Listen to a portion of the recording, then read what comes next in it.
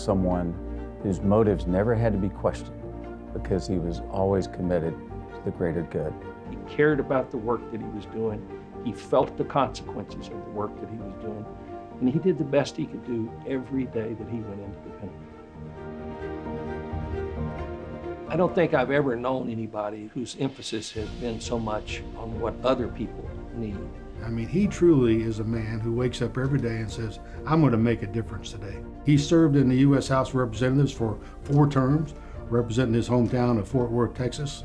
He worked in the Department of Defense, got selected to be the Secretary of the Air Force for a short period of time, got selected to be the Undersecretary of the Army, the #2 civilian in the Army, and then got selected to be the Secretary of the Army. As a congressman, Pete Geren was respected on both sides of the aisle. Democrats loved him, Republicans loved him. People who had no interest in politics loved him.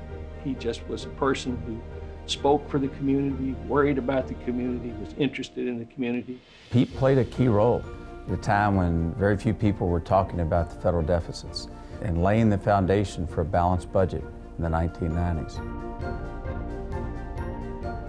By the time he became Secretary of the Army, it was a tough time. The Army was going through a decade of war in Iraq and Afghanistan, multiple deployments. The Army was literally at the breaking point. Pete Geren came in as a Secretary of the Army, and his focus was on a lot of things, to include Army families.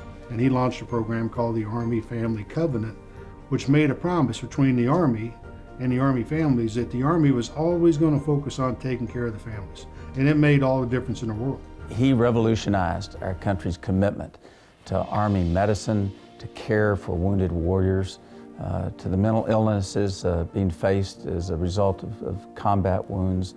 If we had not had Secretary Geren as a Secretary of the Army during that difficult time, the Army would have broken. When you're in a position of responsibility and you're sending people in harm's way, it is a heavy burden to carry. Once a week, he would go to a funeral at Arlington National Cemetery of a soldier. And it was obviously having an effect on him. And I said, you know, you don't have to do that. And he said, well, I think I need to be reminded of the consequences that come from decisions I make.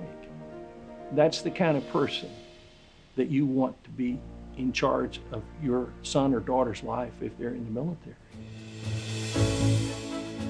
Some people preach their faith. Pete's life has been his sermon.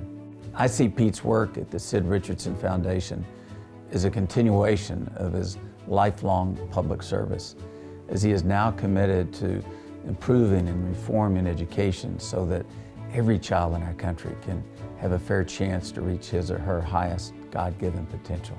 The Sid Richardson Foundation, which has always left its mark on Texas and particularly Fort Worth, I think is lucky to have someone of Pete's intellect, standing, and vision to guide it.